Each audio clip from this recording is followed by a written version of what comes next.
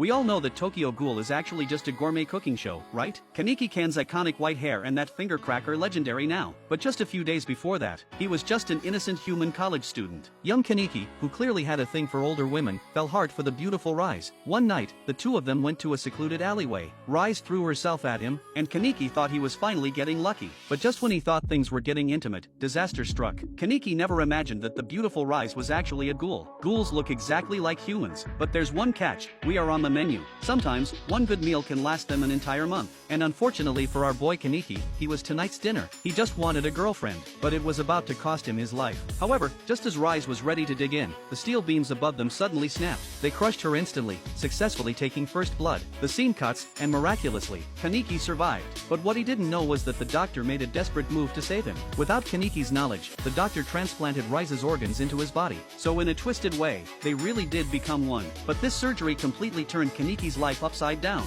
Back at home, the news on TV mentioned that ghouls find human food absolutely disgusting. To prove he wasn't a monster, Kaneki started stuffing his face with food. But before he could even swallow, he ran to the bathroom and threw it all up. Even his favorite hamburger tasted like wet ash in his mouth. When Kaneki walked out onto the crowded streets, a sudden hunger hit him. Women and children didn't look like people anymore. They looked like walking snacks. Luckily, Kaneki still had a shred of sanity left and controlled his urge to eat them. He ran home in a panic, but the reflection in the mirror was no longer human. He was now a one-eyed ghoul. Kaneki never expected the price of survival to be this heavy. Desperate, he grabbed a kitchen knife and tried to cut Rise's organs out of his body. But with a sharp snap, the knife broke in half against his skin. Kaneki collapsed on the floor, sobbing in total helplessness. But suddenly, a delicious smell drifted in from nearby. It smelled just like his mom's home cooking used to. Overjoyed, Kaneki followed his nose and ran towards the scent. But when he looked up, he was horrified. Another ghoul was feasting, and that delicious smell was actually a human corpse. The fodder ghoul saw Kaneki was one of them and kindly offered to share the meal. But a second later,